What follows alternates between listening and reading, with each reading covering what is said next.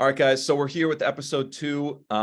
This time we got Zaquias. He's a musician who's living out in Atlanta right now. He's got a album coming out on Monday. EP. It's an EP. Yeah. EP coming out on Monday, and we're here to just talk about music, get to know each other, share some tips about music and stuff like that. So, how's it going, man?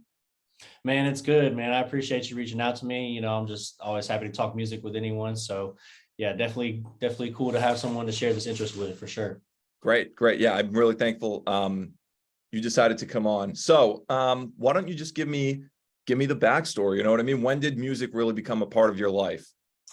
Dude, yeah. So music's honestly, it's been a part of my life since basically the day I was born. Like my dad, he's, as long as I've been alive, he's like played piano to us and played guitar to us, and like, we listen to music in the car and stuff. But and so like I learned to play instruments growing up. Like I learned the guitar by like 3rd grade, started playing piano like 7th grade maybe, and was like performing in a band like by freshman year of high school. But like I didn't really start to like take like trying to like produce music and make it and put it out for like distribution until probably 2019, I think. So I was like 23 at the time, maybe something like that, 20, 24, 23, something like that. Yeah.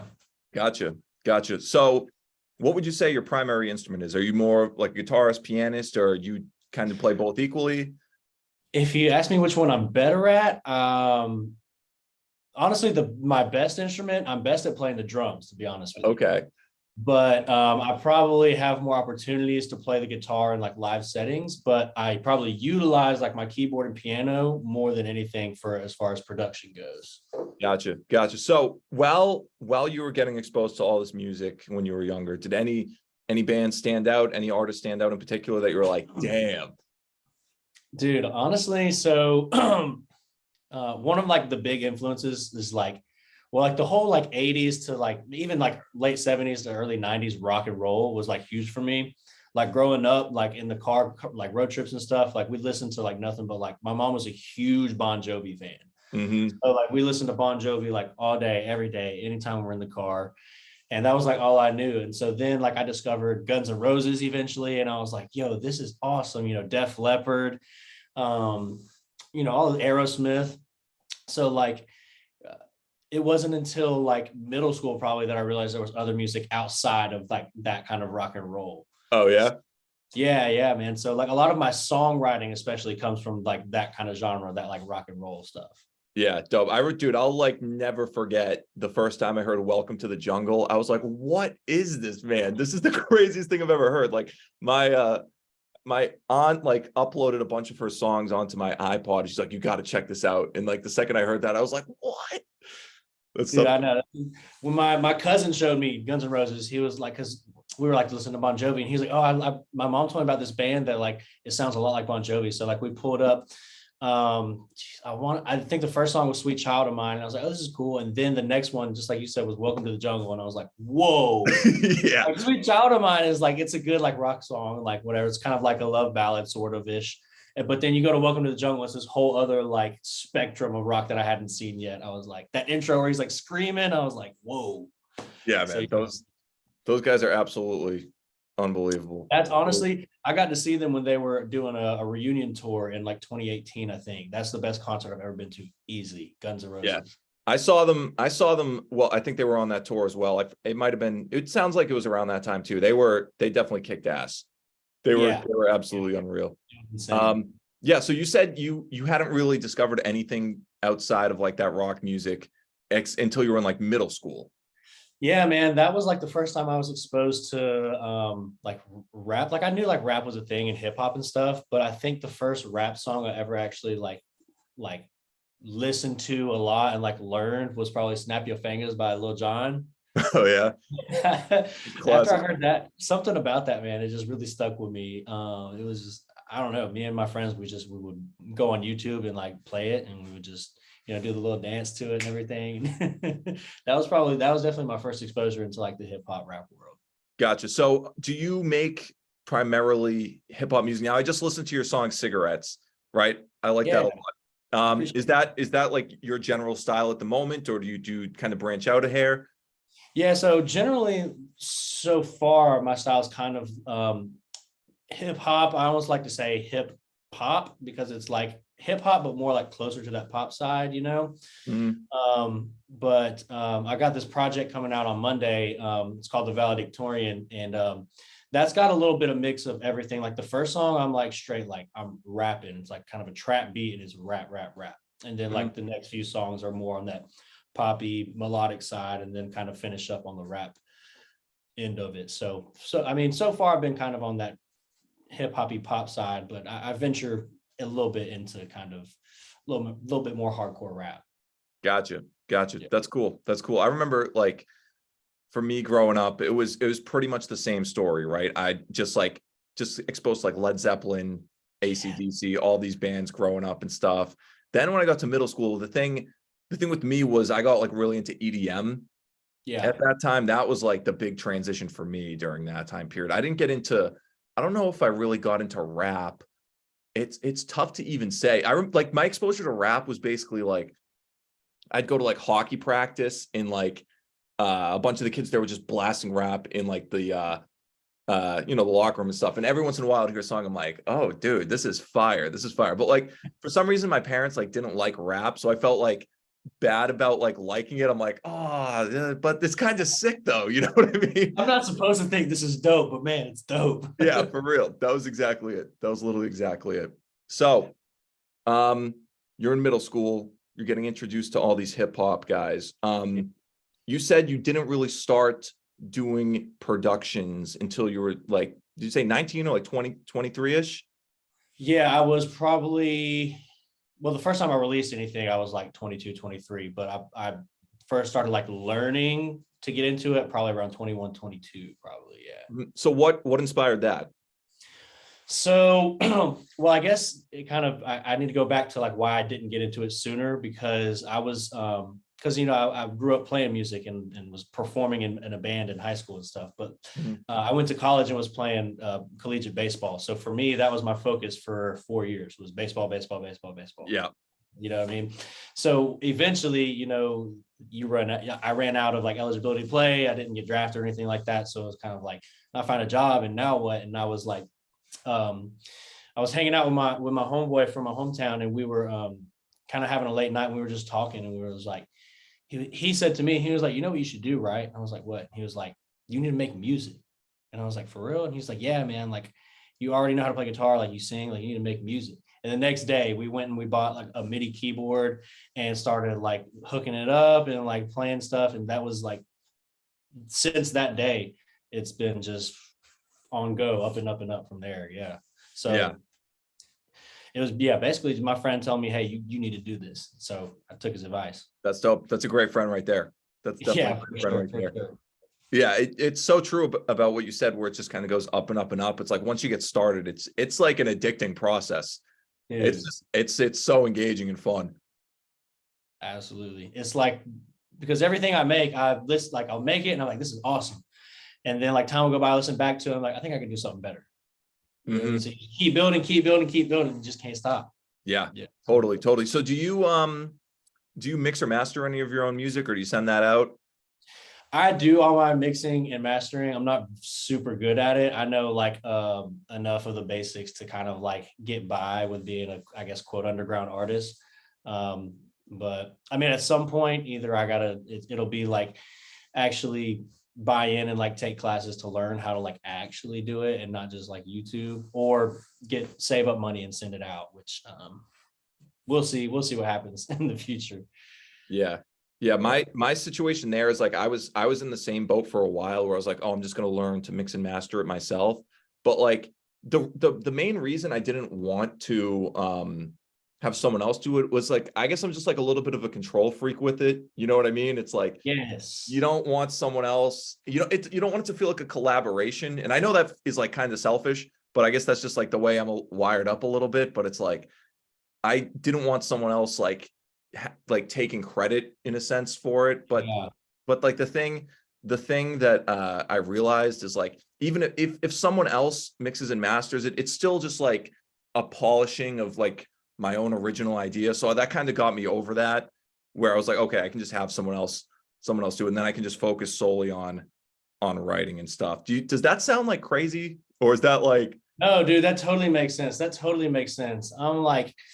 I'm kind of the same way where I have a certain vision of it. And I feel like if I send it off to someone else, even if they do an amazing job, like it's going to come back to me. And in my head, it's going to be not quite what I picture it, because like you said, I want to have the control and be able to be like, this is how I did it and how I want it.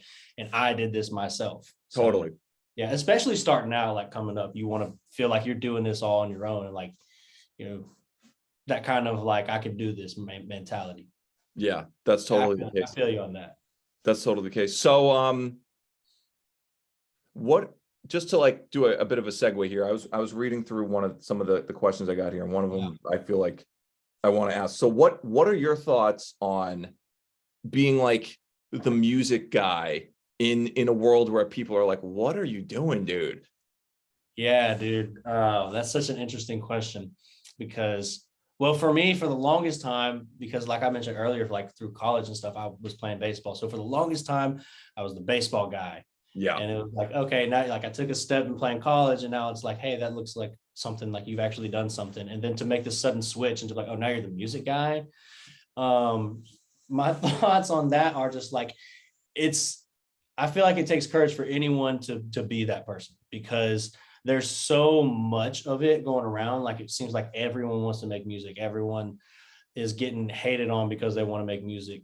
And it comes down to being like, for me at least, you can think what you want about me being the music guy, but I know that like, if I don't make music, I don't know what else I'm supposed to do. Yeah. So you can think whatever you want to think about me being that music guy. You can go be the car salesman guy. You stay in that lane, and then, I'm not going to say nothing to you about that. So I just have to, for me, it's a lot of blocking out what anyone else might think about it. But I just know that I've put my heart and soul into like this music stuff. So if I don't do it, I don't know what else I'm supposed to do. So it's pushed right through all that stuff. Yeah. It's like you really got to do what is going to be like satisfying to yourself. You know what I mean? Even if that there's a bit of a conflict there with what other people are thinking about and stuff, you know what I mean? So it's like that's really the most important thing, is feeling like I did what I had to do. You know what I mean? Yeah. I also think that's an interesting question with the way, social media is such a big part of the world today. Mm-hmm. Like, when you go, so like for me, I remember like when I was like really posting on Instagram and stuff before like music, and it was all baseball, the likes were in like the 200-300s, followers going through the roof. And then you change it up and you start going to this music stuff. Those like likes and followers start to kind of like decline. People start viewing your stuff less. And it kind of shows you like what people really think about this whole music pursuing thing that people like to do. And then I think if you can see that kind of like change in the way your socials are reacting, and still be like, I don't even care. Like, I have 40 likes on this post when I used to get 300, but I'm gonna still post because I love sharing this music with people. Yeah. That's like, I think that's something that really tells you something about someone who's pursuing music. Yeah, exactly. It's like, that would stop a lot of people. For sure. Right. And it's like, just to go through that unfazed, I bet that's, even if that's definitely having like an impact on people. Absolutely. It has to. Mm-hmm. For real. Totally. So, you got this project coming out on Monday. You said you're kind of, you go from like hip / pop into like a little more trap rap. So how did this project all really come together, right? Like, what was the time span? Where did the songs come from? Are there any topics in the songs that you want to talk about? So topics wise, not necessarily. Tones and mood wise, what I feel like I've done and tried to do was kind of take people on this journey of kind of this reality of like what life is. So it's called the valedictorian, and the reason I titled it that is because I'm actually a former valedictorian. I graduated top of my class out of junior college. So like, take that with what you will. But that's impressive. Hey, yeah, it is. Yeah, I mean, that's pretty damn cool. So that's why I gave it that title. That's part of why I gave it that title. And then for me, what a lot of life was before I graduated with as the valedictorian was everything was pretty smooth and like not pretty unhindered for the most part. And then after that graduation as the valedictorian is kind of when I was hit with the reality of like life having these ups and downs and hills and valleys, and like just it's never very predictable. So what I was kind of intentional about trying to do was creating different moods and tones with each song that kind of reflect that, it's this ever changing positives and negatives that life comes with. So like I'll start out with like an intense like trap song, go to like a more kind of inclined towards like a happier sound, and then all of a sudden hit this happy point and then kind of come back down with a more intense kind of sad. So that's kind of where the like what I was trying to do with the way I organized the songs. They're all songs that I didn't necessarily create for this project, but they're songs that I probably created these all within a year and a half. And so when I initially had thought of the idea, I wrote the song. The first song on it is actually called Valedictorian. So I went ahead and wrote that. And then I knew I had this idea of how I wanted it to go with these ups and downs and ups and downs. And I went through my catalog and I was like, holy cow, these songs are perfect to like just go boom here, boom here. Now we're going here. And then, oh, this is taking us up and this is taking us down. Whoa, left turn, 360, that whole thing. So yeah, that's kind of the direction I wanted to go with it. And I just happened to have these songs lined up and it kind of just worked out perfectly for real. Yeah, that's great. It's so cool that you mentioned that, because recently, like in my own songwriting process, I've been having like the same realization where it's like, I'll be writing something, right? And it's like upbeat and positive and all this stuff. And like, I know that the only direction to go after that is like down, but I don't want it to go down, because then it's like I'm expressing like a darker, sadder side of things. You know what I mean? But like the thing I've realized is like, it's inevitable. You can't escape that. Like you're saying, just like you're talking about like the never ending up and down of life. Like on my channel, I made a video the other day on my TikTok, not my YouTube channel, about like, that's just the inevitable flow of things that you could never, it's like, it's ridiculous to be like surprised if there's like a down moment, you know what I mean? Because it's like, how could you think life would ever be any other way? Right. Yeah. That's part of you do like a series of like realizing stuff as you're an adult. Yeah. Right? Yeah. I was just talking like, yeah, it's so funny that you bring that up, because that was just on my mind in like the last 2 days. It's so crazy. And then it's like, just how that applies to music as well is pretty cool. So, and then like, I think a thing that people would be good for people to understand about that is like, that's actually like, that process is like fundamentally wired like into our brains, because it's like the way our reward systems work is like, this is something I learned from like this guy, Andrew Huberman on YouTube. Have you seen him at all? No, I haven't. I can't say I have. He's like on like all those podcast series and stuff. And he's like, he does this one talk where he's like, that like the way dopamine works in the brain is that when you hit like a really big high, it's not that after that you go back to normal. It's that you go below normal, because you have to like, your dopamine has to replenish. So it's like, you literally have to go down when you feel up. And like, that's just such like an important thing to know, because I think like a lot of times people are like, oh, I did this amazing thing and I accomplished this thing, but then afterwards, like I felt bad. It's like, that's just the dopamine. You know what I mean? That's how the dopamine works. It's not necessarily that like the thing wasn't fulfilling or anything. So that's just something like, you created this new, what your body perceives as a norm. And then it's like, oh, actually this isn't normal. Come back down to where we were before. You're like, wait, I liked it when I was up here. Yeah. And it's not even, here's the thing. It's not even that it goes back to norm. It's that, so you have the norm and then you hit the peak, right? And you're like, oh, this is sick. And then you think you go back to norm and then you're like, oh, that's bad. But it's worse than that. You go below where you even were before. Word. Okay, I see. Yeah. So then you go, it's like a wave, you know what I mean? It's like, you'll hit the peak, you'll go way below norm, and then you'll eventually return back to that initial level. So it's like, it's not even that it's not even that you came down from being good. It's that you went down from even being like normal in a sense. Yeah. That's crazy, man. That's crazy. Yeah. I'm like, that was like a big one for me, dude. That guy does some good podcasts that are like worth checking out just on dopamine and stuff. So yeah, that's the album, right? You got that coming out on Monday. What are you doing to promote it, to advertise it? Do you have any strategies in place? Man, post on TikTok, post on TikTok, post on TikTok, post Yeah, on TikTok. for real. I got that posting on Instagram too. I distribute through CD Baby, and they set up a whole like an advertisement page for you that you can like share with all your followers and stuff too. So I like link that into pretty much every post I put out. Yeah, is that what's in your TikTok bio? I was just looking at that earlier. Yeah, actually, I think in my TikTok bio, that might be for that last single I just put out in November, Cigarette. Still, I think I need to use that in TikTok. But on my Instagram, you can preview like a 30-second snippet of every song on the EP. So yeah, that's pretty much what I'm doing right now. A little bit of word of mouth too. A little bit of word of mouth. Roam the streets of Atlanta and say, hey, check me out. Yeah, for real. It's not a bad move. Not a bad move. There's have you heard of there's this guy on YouTube, right? His name's Andrew Southworth, and he is like the king of like Facebook ad music marketing. I'd recommend you check him out, man, because he does a lot of good videos on that, and those advertising strategies seem to be pretty effective.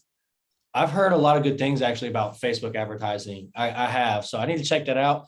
I need to make another Facebook because I deleted mine like a couple of years ago. So I need to get back on that so I can take advantage of that because like I hear a lot of good things about that stuff for real. So yeah, I need to do that. Yeah, that stuff's cool. That stuff's cool. His name's Andrew Southworth. So just for a yeah. So that's coming out on Monday. Do you have any musicians now that are just like big time inspirations for you, people that like you really look up to? I'm really big on like Jack Harlow. Because I was listening to Jack Harlow before he like kind of blew up with What's Poppin'. Once he dropped that was kind of when he started like really taking off. So like I was listening to him back when he was like dropping like Gazebo and Confetti.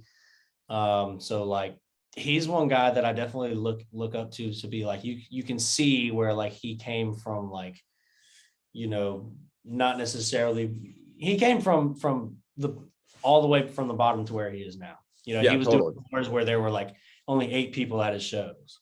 So you know, so he's definitely someone who I look into for inspiration to be like, okay, you know, just because it's not popping necessarily like you want it now doesn't mean that it won't be, as long as you stay consistent, because that's definitely something he's done is he stayed consistent, putting out quality content and creating great music. So, you know, it just goes to show what you can do as long as you're consistent and stick with it. Yeah, he did that video where he talked about like playing a show to like 8 people, and it's like you got to just go through that and do the embarrassing stuff. Yeah. You know? Yeah. What he's got that one song. It's I love Tyler Hero, but then he's got another one that I don't think a lot of people know about. Let me look it up real quick. Yeah. Oh, I just typed in why am I tripping right now? Oh, he's got that song Sundown. Have you heard that one? Ooh, I love that song. Dude, I love that song. fire. So good. I love that. That's one of the first songs that I got put on by him, and I was like, yo, this is something right here. Yeah, for real. It's just such a vibe at the beginning with like the drums and stuff.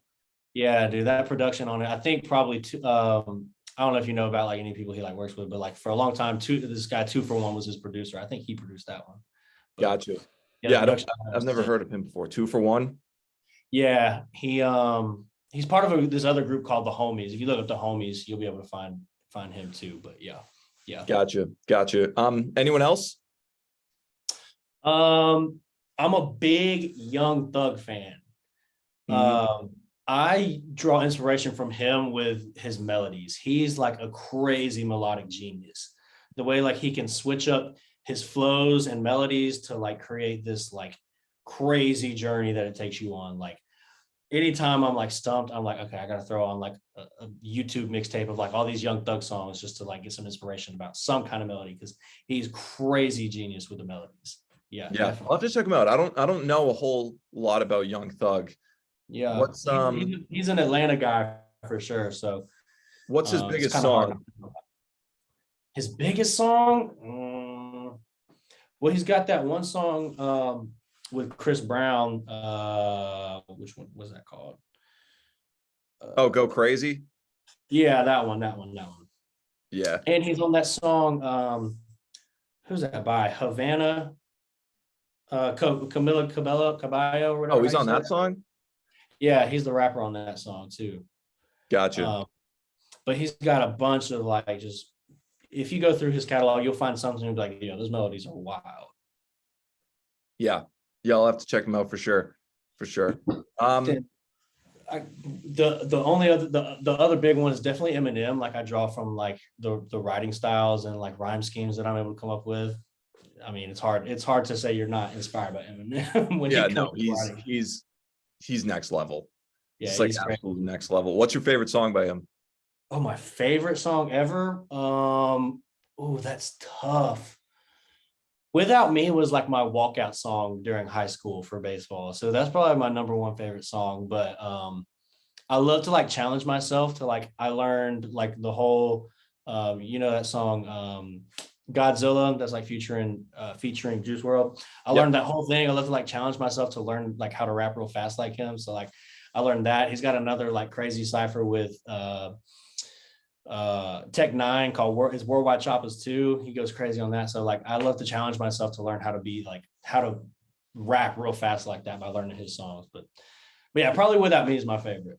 Gotcha. Yeah, I always loved I liked Cinderella Man. That's a good one. Superman, and Cold Wind Blows.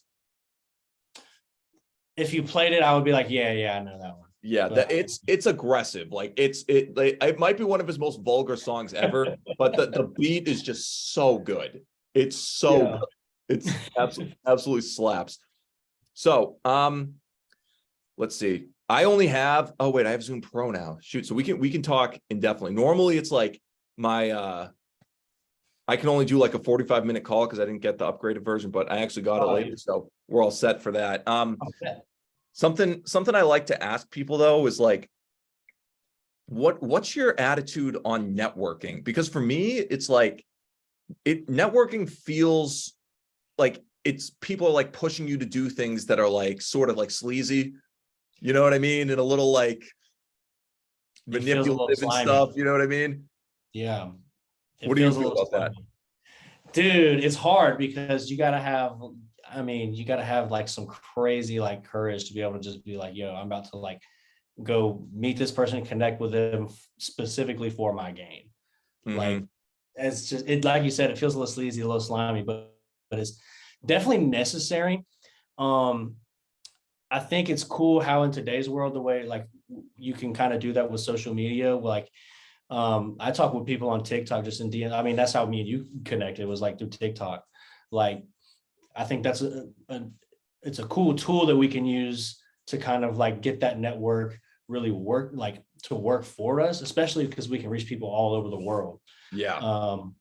But I mean, I think definitely there's an etiquette to it. Do it, you got to do it the right way, but also do it with intention.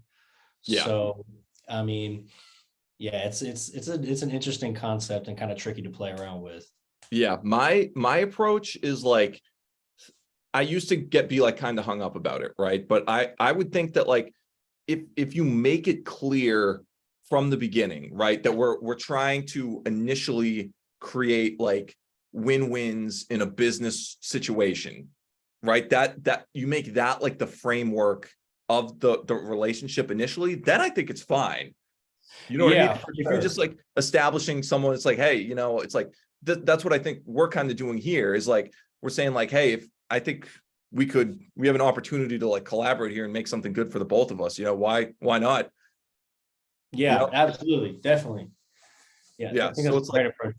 Finding a way to make it a win-win. Man, I've had people like come in my DMs and be like, bro, you want to collab on something? I'm like, yeah, bro, like let's make it work. And like, bet I do features for $50. I'm like, hold on, first of all, you just came into my DMs asking me if I want to work. So like, you know what I'm saying? Yeah, that's so backwards. It's like, right, exactly. Yeah. So yeah, I definitely see what you're saying. That's a great approach, making sure it's like clear, like here's my goal. I want to make a goal happen for you too. Make it pretty like fair transactional. Yeah, for sure. Totally. Yeah. So, is there anything else you want to bring up? I've pretty much covered the points that I want to go over. Oh yeah. What about this? What's your least favorite type of music? Oh man, I'm in the South and I'm gonna get murdered for this one, but I cannot stand country music, man. Dude, I love that. I I love that. I mean, you could toss a guitar going 60 miles an hour out the window on the highway and make a country song, dude. Yeah. That's so true. Dude, you must get ragged on if you're in the South saying you don't like country. Dude, any kind of car ride, people are like, "I'll throw on some." I can't even name a country artist, and they'll throw it on, and I'll be like, "Man, what is this? Like, can y'all change it, please?" But something that's kind of interesting about country though is a lot of artists like are kind of, at least for their production, are kind of going towards a more pop hip hop production type. Mhm. Like, I've had some people show me some like Morgan Wallen songs. I'm like, at least this beat is kind of hard for real. Like, he even did a song with Lil Durk. You know Lil Durk? Mhm. Yeah, I think he's another Atlanta guy or something. But he did a song with Lil Durk. I think it's called Broadway Girls, and it's a rap song, but he put a country like music artist on it. So like, if country music kind of at least progresses that way continually to kind of like make their production more a little hip hop, then like I could possibly see myself getting behind it. But for now, man, y'all can turn it down. Yeah, dude, I'm in the same exact boat. Some of it's just like, what are we doing here? You know what I mean? I don't know. I get, people are allowed to have their own opinions. They can like what they want. I'm not one to judge, but not for me. It's not for me either, man. Yeah. For real. So, I mean, I'm pretty much out here. I guess I got through the questions I wanted to ask. I just want to say, thanks for coming on, man. Do you have any final comments? Do you have any plans going past the album, or any future big like long-term plans? Yeah, so I mean, in the long term, I'm planning on, after I drop this, I probably won't drop anything else until January, but I've got some singles lined up to be dropping the first 3 or 4 months. I won't necessarily leak too much about it, but definitely I would say I'd be on the lookout for some more singles coming from me in the first few months of 2023. Definitely. Yeah. That's great, man. That's great. I'll definitely keep an eye out for that. All right. For sure, man. I appreciate you having me on, Liam. For real, this is awesome. Yeah, no problem, dude. No problem. I'm looking forward to the album dropping. All right. I'll definitely give it a listen. For sure, man. I appreciate that. For sure. All right, dude. Take it easy. All right, man. We'll holla at you.